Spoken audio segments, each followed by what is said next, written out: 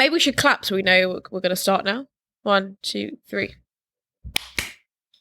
Didn't do that together. We can't clap on cue. Well, we need to introduce the podcast as well. I was literally about to do that. So that's why I was clapping. No, but like us. Oh, right. Like clapping. 1, 2, 3. Okay. No. Okay, we still missed the cue. Anyway. We're going to go on 3, right? Okay, 1. This is such a waste of our time. 1, 2, 3. 2, 3. There's something about not hitting the rhythm and stammering, maybe like I just can't do it. There you go. There you go. Sorted. Anyway, welcome to the podcast. Hi, I'm... Wait for it. Gemma. Hi, I'm Matty. And welcome to Around the Block, a podcast brought to you by STAMMA, the British Stammering Association. For this episode, we are going to do a sort of review of the year in the world of stammering, and then we'll touch on a bit of how sort of our years have been as well, before just finishing on what our hopes are for the next year. Call it our end of year podcast. I also just have a couple of extra little bits I would like to talk about. Do you? That's so unlike you. So I think let's just start at the beginning, I think. Let's do a review of your year, Gemma. Just some highlights. Just in one word. If you could sum it up, what word would you use? In like 40 minutes. I would say maybe we should do a spoken word. Anxiety. It's been a year where I've realised I have very, very severe anxiety. I'm sure everybody can relate to that. And it definitely spiked in the last year or so.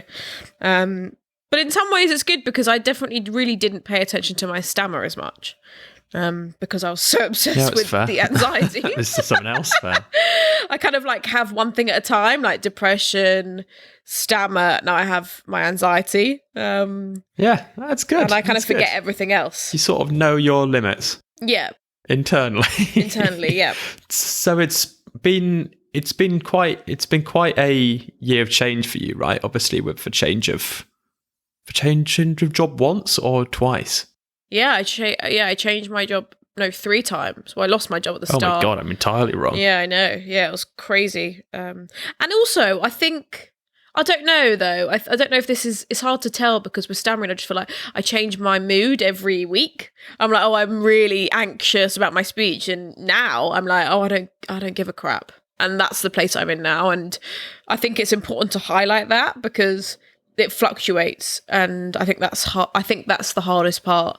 That it's a bit of a ride, but right now I think I've just done it so much. I'm a bit desensitized to it now. Mm-hmm. Like I had to introduce myself a few times on site on my new job, and I stammered, of course, and I just immediately said, "Oh, I have a stammer," and the person's like, "Oh, cool." It's just, I think every time I do it more and more, I get far less anxious, and I'm not giving it a lot of power now, and I'm actually not giving it a lot of thought. I'm like, you know what? In the moment, I'll deal with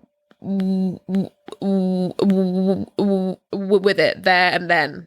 Yeah. I know that's like a privileged thing to say because many people aren't as covert as me, so I know that's a privileged thing for me to be like, I don't notice it that much, it's really annoying. I mean, like, it comes and goes, doesn't it? Like, yeah, I'm sure that all of us have days when we really, really feel it, and then we have 2 or 3 day spells. Like, I genuinely can't remember an instance of me stammering. So we were talking earlier, and for some background, so we tended to sort of chat before about sort of how we found our stammer to be since we last spoke to each other. And like I was just saying, like certainly in the past week or so, like really, really struggling to recall an instance that I did stammer at all. And that's in part because I basically haven't not left the house for days. Like, don't really speak to anybody.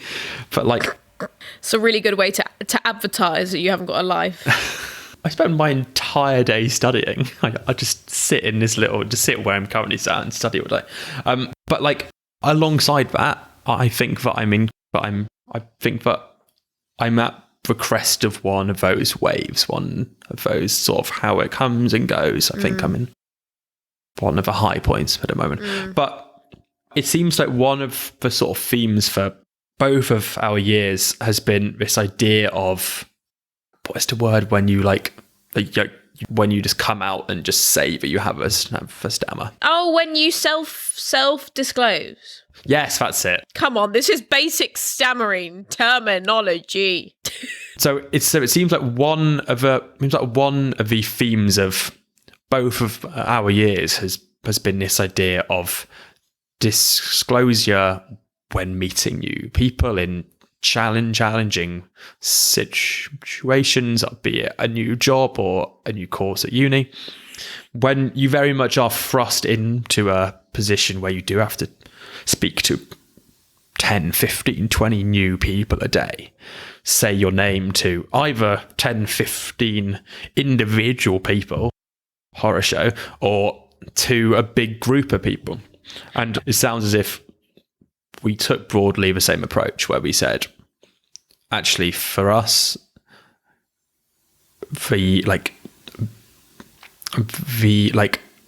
thing that makes us feel the most comfortable or the less uncomfortable, essentially, is just to come out and say that we have a stammer and just own it entirely.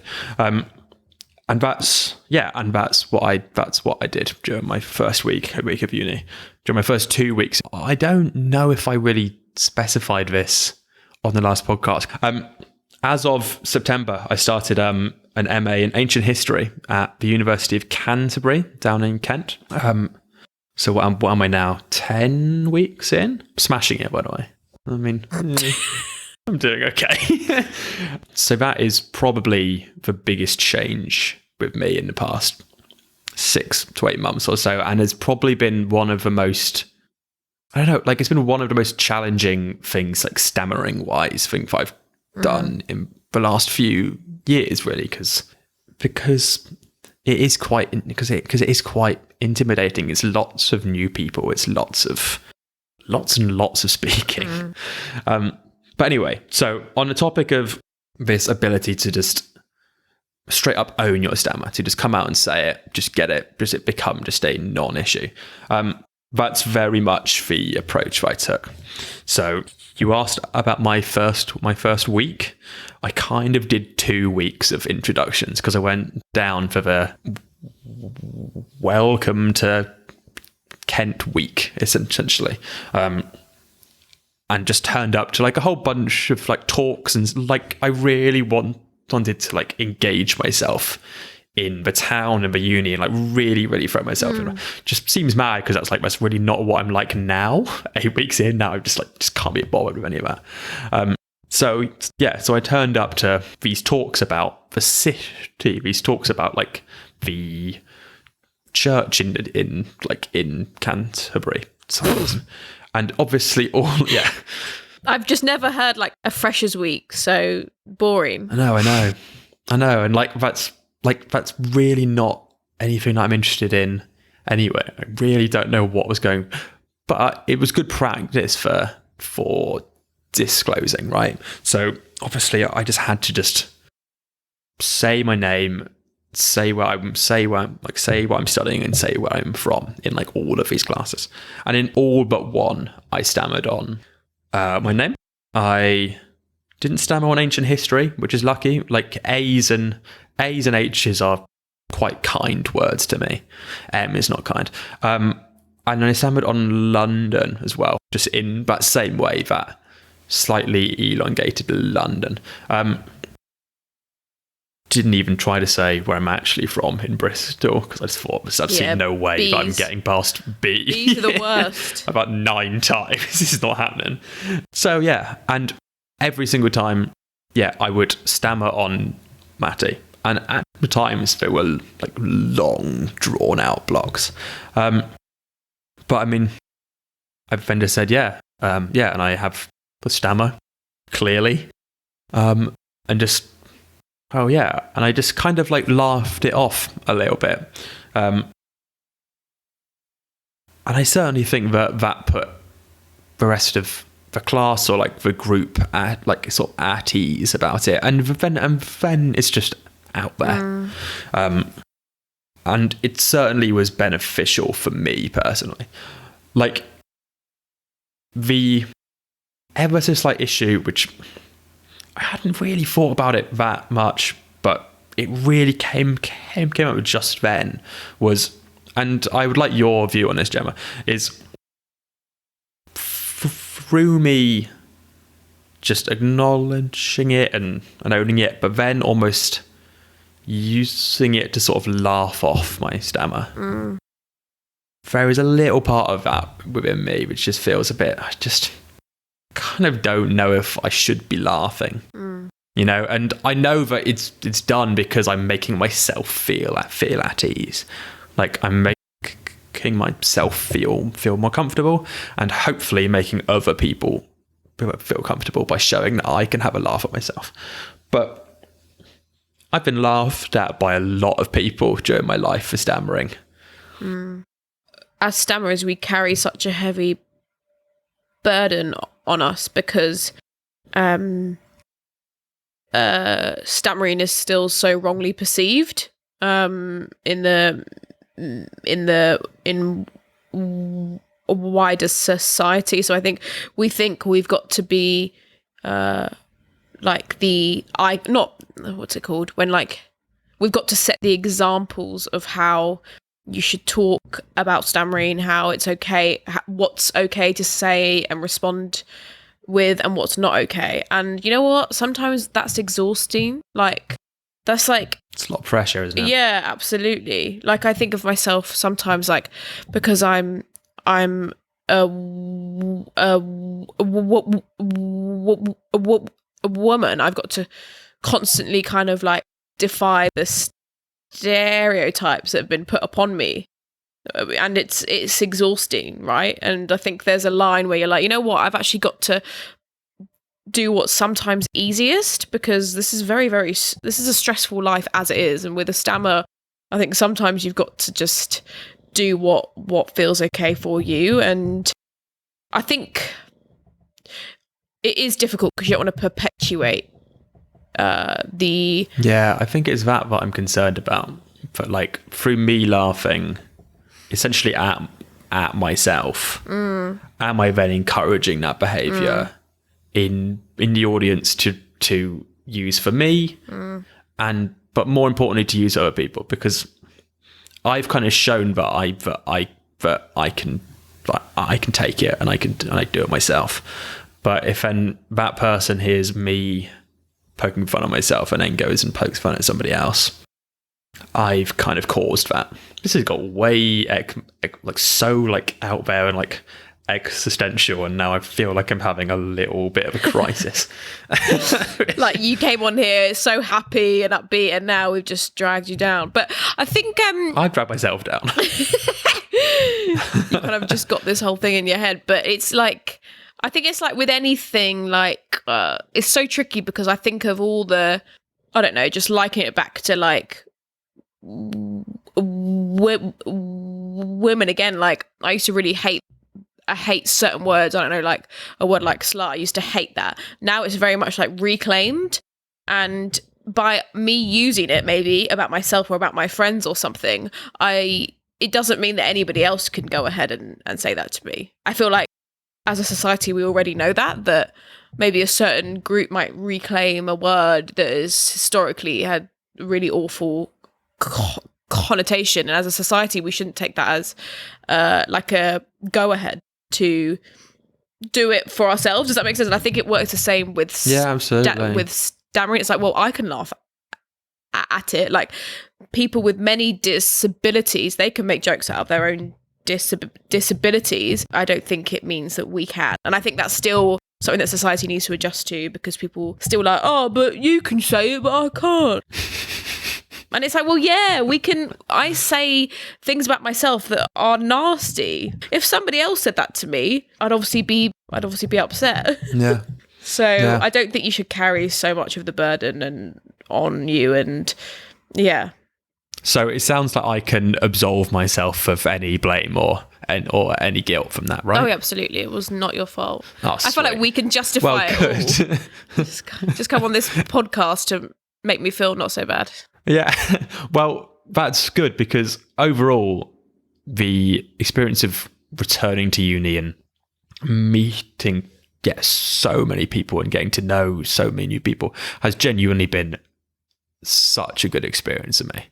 And I'm like, it's going to sound like the lamest thing in the world, but I'm really, really proud of myself. Because I was genuinely very intimidated, and I wasn't sure if I would have like the self-confidence to really put myself out there and to really get to know people and to like really put the effort in to like make it work, essentially. I do think the version of me that went to Kent this time around is the best version of myself I ever could have taken this step in my life. So I'm genuinely really, really proud of the past 6 months of my life. I'm doing a presentation in 2 weeks. I'm genuinely mega hyped for it. Oh my God. I can't wait. Hang on. Can't wait. I can't wait for it. Wait, that's a stammering first. I've never heard a stammerer say, I can't wait to do a presentation. Oh mate, I'm gonna get effects on. I've got graphs sorted out. I've got so much. And look, it's a very, very small class. It's 7 of us essentially. But I like everyone there, and they all know me and they've all heard me speak a lot. I'm gonna talk so much, and I'm going to stammer a lot during it. I'm gonna stammer loads during it, as it's long, quite technically challenging words. I'm going to stammer loads. This is amazing. I feel like such a shift where you're just now accepting it, and you're being loud and proud, and you're like, screw it. It's almost like you're making up for all the times in the past where I think I am, you shied away. I mean, it's so cool. I'd love to. You're almost having a second shot at it, and I think loads of people who stammer will hear this and think. I mean, I do when I think back to my university days. I think, God, I'd really love to give it another shot and actually grab the ball by the horns. But yeah, it's so good. I'm so proud of you. It's brilliant. Well, you need to do a MA. Just continue. Keep returning to uni. Keep accumulating student debt until you have a good experience. Yeah. Maybe I should do my next course in speech impediments. Yeah, do it.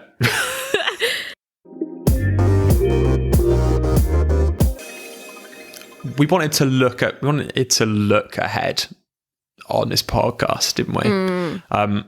So obviously, because this is our end of year pod, just wanted to this sounds like the single worst question I've ever asked. Oh no, what are you going to ask me? What are your hopes? What are your hopes and dreams for 2022? Oh my gosh. Stammering wise, I mean, personally, what would you like to see change or continue? Well, I don't know about you, but I feel like the last year has probably been one of the biggest years for people who stammer and stammer as a charity. I feel like there's been so much, to the campaigns, to Scroobius Pip, to this podcast, to so much stuff. I feel like I've seen so much on the news. What Felicity did on BBC News as a first. Yeah, it was awesome. The president of the United States has a stammer, and he talked about it so much. I mean, I saw stammering just generally everywhere. I feel like continuing that, I would like to see it grow, because I feel like we've just started something amazing in terms of getting people with stammers more airtime and into more powerful positions, and just genuinely seeing them actually represented. So I'd love to see that continue. I'd also like to see maybe moving away. For anyone who it seems like it's just still not hitting that diversity mark for me personally. Like, it's still like the Colin Firths in the King's Speech kind of vibe, and I would love to see really different diversity within stammering represented. So I think that's something to look forward to next year. And I'm excited to see what Scroobius Pip is going to do as well. I feel like he's kind of marching with us all on his back, like he's really like carrying it. And the guy works very, very hard. He works hard for us all. The guy's got large strong shoulders. Well, his action figure definitely perceives it that way. So what about you? What are your hopes for next year? So you touched on it then, but one of the campaigns that STAMMA has run has been this push for more representation of stammerers in the media. And this is based off a petition that STAMMA put out, and I think is currently at over 20,000. Is it 20,000 signatures? What this petition was aimed for was this need, and I think that it is genuinely a need, to have people who stammer represented not solely as individuals who stammer or who have speech like impediments, because like you and me are not just stammerers, and it's unfair that a person should be placed onto a news segment where nothing gets highlighted about their personality, about their career, about anything about them, aside from just this very little element of who they are as a person. And to an extent, I understand it, because most times the segment is about stammering. It's something to do with stammering. But Stammer's point is, and I completely agree with it, is we don't need to just have these people have so much more to offer than just being a part of a segment about stammering. And so that's certainly something that I think that we would all really, really, really like to see change. And so did 20,000 people also. So that's just one which, it's just one which I really have got my eyes set on. And it's kind of changing the whole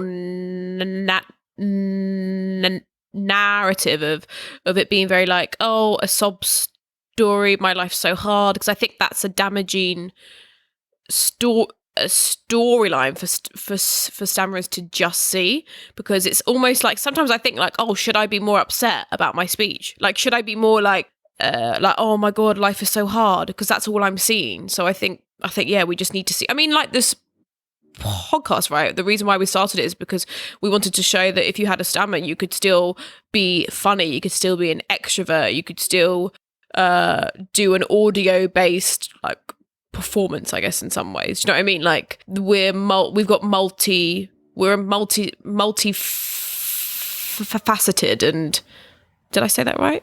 Faceted? I think so. Yeah, I think so. Someone's going to leave a comment like, yeah,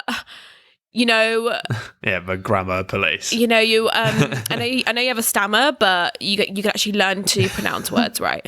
Yeah. Well, that's no excuse for enunciating like that. Oh my god, I just forgot one big thing is Bridgerton as well. Like we did a whole ep on it, and it was one of the most streamed shows of all time, right? And the lead part had a stammer. So many things happened this year. Absolutely amazing. In that case as well, this man and this character, his stammer was one of the central parts of his personality. Like the character was in some way sort of built around that. And you touched on the idea of changing the narrative, and so having an individual on who is not there to talk about stammering, even though they have a stammer. And I kind of want to go further with it and say, I actually don't even think that we need to have a narrative at all. Like, as far as I want, so in a ideal world, a stammer is not a narrative. It's like a stammer or a speech impediment or a disability or anything doesn't require anyone to change a narrative because you just don't comment on it, because it's just essentially the same as seeing a person with blonde hair or brunette hair. Yeah. Like that's not interesting, and having a stammer should not be interesting. Is obviously it's quite ambitious. No, you're so right. And like it's I just feel like when you hear the word stammer, it's immediately like a negative connotation, and I've never thought about it like that, where it should just be another piece of you that's just like a fact, isn't it? Like you said, I have blonde hair, but it's still this overcoming narrative that we've seen all the time, and kind of leads me on to my next point about Joe Biden, because obviously it's incredible that a person was elected to have the most powerful job in the world and who happened to have a stammer. Quite frankly, it's just incredible just to have a different president of the US. Yeah, I mean, that's absolutely like the best part of it. Yeah. And obviously he gave so much airtime. He's spoken about stammering lots and lots and lots. However, I mean, there were obviously many, many good things, many, many good points he made. Oh, they're really heavy, however. I still feel like he is a bit contributing to the overcoming narrative that I do hate. And I know he's still of an older generation, and like fluency is kind of still held as the most important thing, because he spoke a lot about like the techniques that he could use, that everyone else could use, the techniques that he would use to become more fluent. It was very much like, how do I overcome my stammer? Yeah, like I just thought, God, you had a real opportunity there to be like, you know what, I'm the president, I can speak at these massive events, and if I stammer on a word here and there, it doesn't matter. Like, it's the content of what I'm trying to say. But obviously I know that's, again, we're putting a lot of pressure on him, right? Like we do with Pip, because they're carrying like the whole of the stammering community on their backs. But yeah, anyway, how do you think Biden dealt with the whole stammering thing? And where I come from on the Joe Biden element of it is a little bit differently, and it's as much just because I kind of think that he gets a really really raw deal for the way that he speaks and just the way that he presents himself, because we have this, like, Joe Biden is one of the most well-known individuals who stammers, and that his stammer is relatively covert. Like he's a really, really strong speaker. Obviously he has done it for probably 45 years at this point now. And like I listen and I so rarely hear any hiccup, hear any trip. It's probably I so rarely hear any sign of his stammer at all. And I think that you can listen to him and you can see, well, you can sort of hear some of the techniques that he talks about and what you mentioned, and you can hear the techniques that he's put in place to, as he would say, to overcome his stammer. And he does speak very, very slowly, and he does have a tendency to really over enunciate words. And I I listen to that, and whilst I agree that there's things that he says about treating stammering more as a problem that needs to find a solution, and here is a solution that he's found, and this is what you could do to find a similar solution. But the techniques that he uses are techniques that I've been taught in therapy, and are techniques that I that I use also. And I don't know, like I kind of can't get mad at it, because he's pretty much just relaying what speech therapists have told me in the past. Yeah, he's very much, and he's really good at it. He's very much like absorbed that narrative that he needs to change. And I mean, I can't imagine actually of how daunting it would have been that he always wanted. I don't know whether he always wanted to be the president, but it's such a job. He did. He very much did. Just mental. Just how daunting that, you're going to have to speak in front of thousands of people. I mean, even millions, and broadcasted on the freaking TV. I mean, how daunting. And it's every single day as well. Yeah. So actually, maybe you're right. Maybe I'm being way too harsh on him. I just really wanted him to say something different, and some of the language that he used, and like he even talked about he started to give his thoughts on what caused stammering.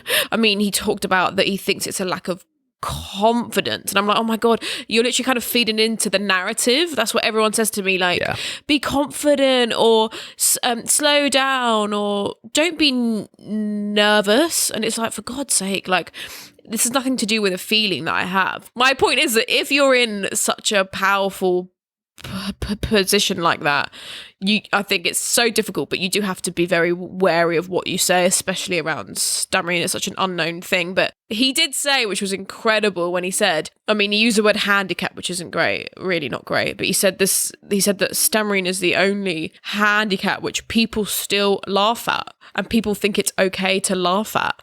And I was like, freaking hell, like, you are so right. I could not actually think of another disability that people would think it's okay to laugh at like it is stammering. So he's definitely said some really amazing things. I can tell he really, really, really cares. But yeah, I mean, I think the press has also given him a very, very hard time. Like you say, he's kind of called like Sleepy Joe in the press, and mimicked for his speech and how slow he talks. And it's like, little do you know, there's a good reason behind that. And also, it's like, why do you even have to mimic the way that someone speaks? Like, I don't understand. Like, we have this idea of the perfect way to talk. You have to be fluent, and if you're not like that, then you're just going to get absolutely freaking torn apart.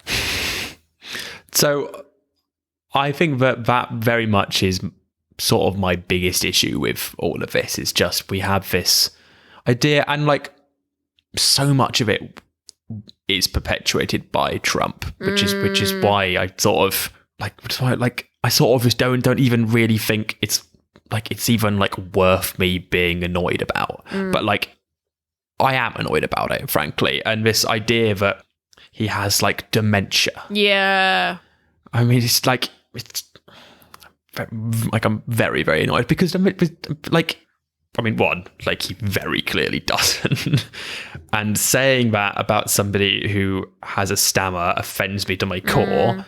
And just dementia is a really horrible thing for someone to go through, and for people around that person to go through. And again, it's really not something to be taken lightly. So these kinds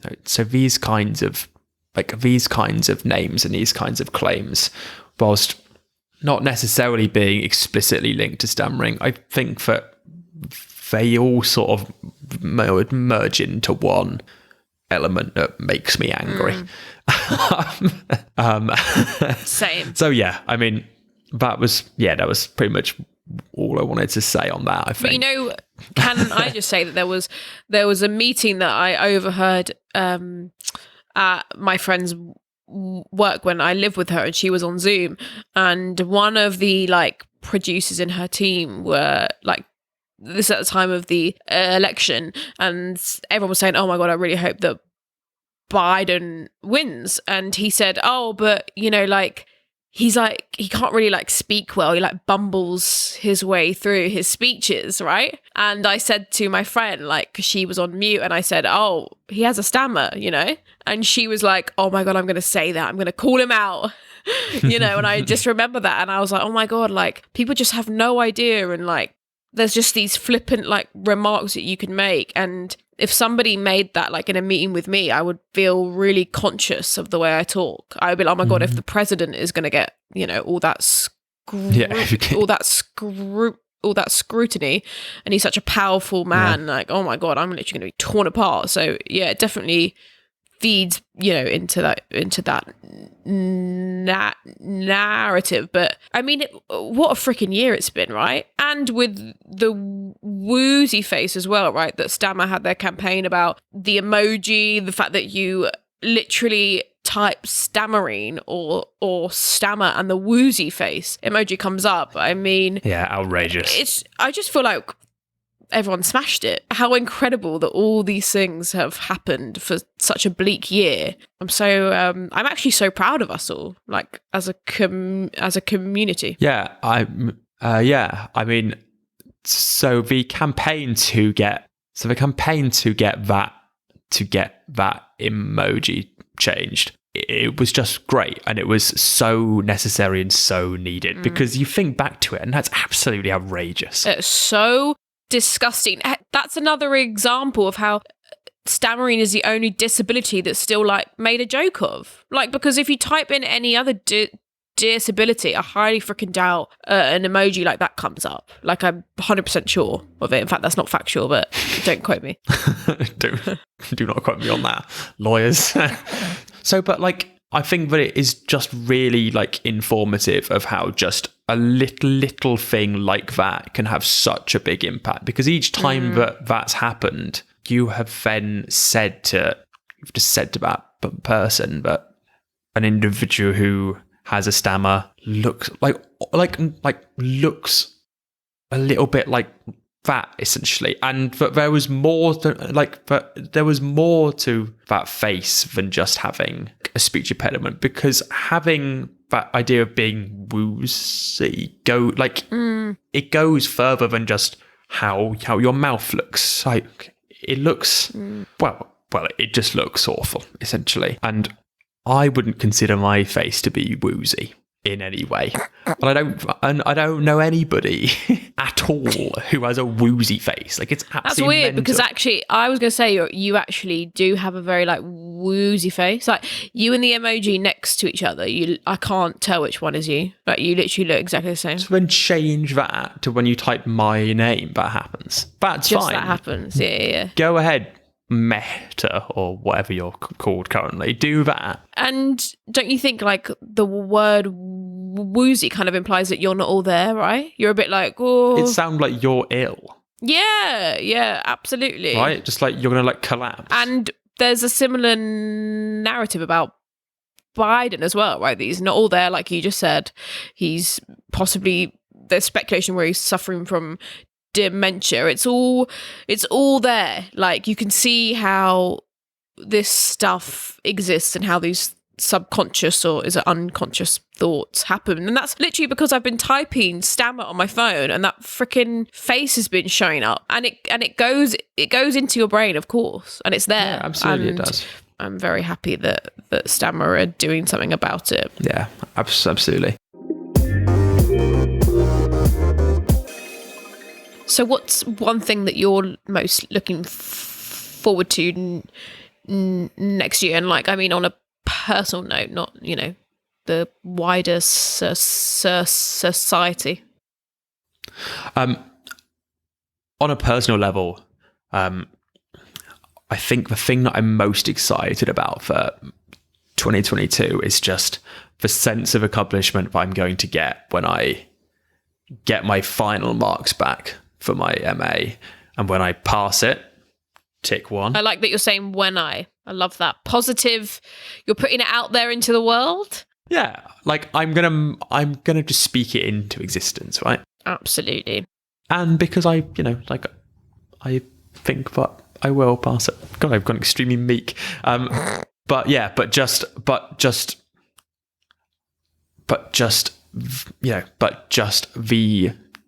the sense of accomplishment of doing something that I genuinely had, and if I genuinely had huge doubts that I would be able to achieve. it's just going to be awesome. How about you? I think I've realised I've got to quite a comfortable place in my job. I really hope to give more time next year to this podcast, to stammering in general. I want to go on a writing course and kind of get back to the whole theatre stuff. So I think next year will be the year of really like going back to my roots and finding what I love to do alongside keeping my very nice flexible job I have at the moment. So I hope my boss doesn't hear this. She's like, clearly you have nothing to do. You're thinking about pursuing something else. You are not working hard enough. Yeah. Yeah, I mean, that sounds great. Like, that sounds like it's an opportunity for you to really pursue like the creative side of yourself, and that, yeah, awesome. Thanks. And speaking of the summer, I mean, there's something massive happening in August next year. It's a Stamifest. Yeah. So Stamifest 2022 is running from August the 24th to August the 28th. And this is probably the thing that I'm the most excited for. Like far, far above any of my bloody course, any of that nonsense. Oh yeah, just a master's. I mean, it's nothing. Yeah, I mean, who cares about that? So yeah, as I say, August 24th to 28th. In Liverpool. Absolutely knew you would do that. Yeah. Accent. And I'm glad that you did, because I would probably have done it if you hadn't. I mean, it was very bad. Yeah, but I mean, at least you could identify as being Scouse. Mine would have just been all over the place. So to give just a really brief explanation of what STAMMAFest is, essentially. STAMMAFest is the conference, and it is a joint conference that is being hosted to celebrate the next World Congress for Stammering, which is in August 2022 as well. We don't really have time to go into full details now, but to get an update on it, become a member at stamma.org/join. There will be full details there, and they'll send you updates in newsletters or whenever, really. So yeah, so if you're around for that, then I would certainly say go, because it will be awesome. And hopefully we'll be there, right? Who knows? Oh yeah. I mean, I've been that far north once in my life. So aren't you like from the north? I'm from the southwest. I mean, obviously. Why did I think Bristol was up north? That's the dumbest thing I've said. Let's edit that out. How do you not know where Bristol is? No, we're definitely keeping that in. That's so dumb. People get to meet us if we're there, right? So that's why you have to come. Yeah. So internally, we've spoken about perhaps recording a live podcast there. So I don't know if we can release that to the press yet, Matty. Hot off the press. Hot off the press. Internally, I said. Talks are preliminary. That sounds like you'll have an internal dialogue within yourself. Yeah, I am. Every single day. Every day. Stammer live. I spend pretty much my whole day alone. I have lots of internal dialogues. Wow, bleak.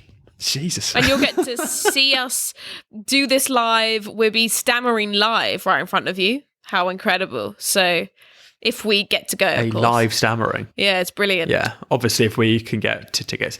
Maybe we won't get to perform after this episode. I think that we should wrap up there. Yeah, I think we should wrap up. I think it's been a good year. End on a positive note. And just a quick note from me. We talked earlier about the petition to help us to get more people who stammer into TV and films and radios and have them featured, just not entirely about their stammer, have them featured about the fantastic individuals that they are. So if you'd like to join us and sign the petition, go to stamma.org/petition, and it's called No Diversity Without Disfluency. Get on it. Woohoo! Well, thanks for tuning in, everyone, and please comment, subscribe, review. I don't know what the terms are nowadays. I reckon those are the key ones. Thanks so much. Thank you very much, guys. Bye. So we wanted to just take a moment to pay tribute to one of our longest standing, most active and beloved members of the stammering community, Roy Trankel, who sadly passed away in November of this year. He was hugely influential and important for Stamma, so we thought that we'd like to just talk about him briefly. I know that Roy was a long-standing member of the London support group, which I was too, and I know me and you met there, and our producer Naheem ran the group. So I think it's fitting to have him say a few words about Roy and the memories he has of him, because I know he seemed to be at every single stammering event, every support group. He seems like he was always in the first row and always the first one to ask a question, and such a presence that I'm sure will be absolutely so missed. Yeah, so as you said, Gemma, he was a very long-standing member of our support group. So the support group was held in the building I was working in, and I remember always coming downstairs about half an hour earlier to let the person at reception know that about 15 to 20 people who stammer are about to turn up in the next half an hour. And then whenever I would go down, Roy was always there already. He was so on it with everything, and he was such a presence in the support group in that he was always there with a smile, a laugh, a joke. Always there to support, always engaged, always asking about what's coming next, what's happening, and always sharing his thoughts and views on everything happening in the world. And it's just very sad to lose him. And it's not just this support group. He was part of many things across the many years he was involved with Stamma. He particularly loved all of the conferences and open days, and he was just always there. And yeah, he would just never miss them, really. And it's just like a testament to his engagement and his commitment and his care for stammering and people who stammer, and that sense of community as well, and how important he believed that was. That's so well put, and I love that little story of him turning up early every week to the London support group. And I know, he had a walking stick, and just what a commitment it was for him to travel every single week into London. The fact that he was so dedicated to make that trip in is amazing. The support group was held basically in central London as well, and it wasn't an easy place to get to. And there was this like 20 or so enormous stairs at the front of the building as well. And so none of this was easy, but it didn't put Roy off at all in any way. And yeah, he was just so engaged and so enthused by everything and everyone to do with this world. I love that. It seems like all of the tributes on the Stamma site and on the article are all about how invested he was in asking about everyone else all the time, and that's so lovely. It's really rare to meet someone who's so invested in everyone else, and I wish I knew him more than I did.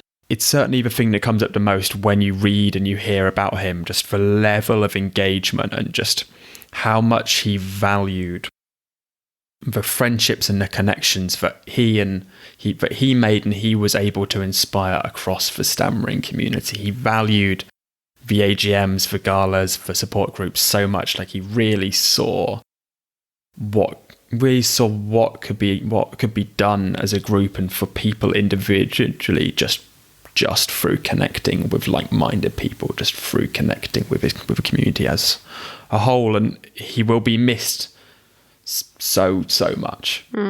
There's a really lovely article on the Stamma website, which contains several tributes written from others within the stammering world that all to do with him. And I would implore anybody listening to just go and read it, because he comes across as just such an incredibly important individual who will be hugely missed. I think we're going to look to put a link to that piece in the show notes, so definitely do check it out.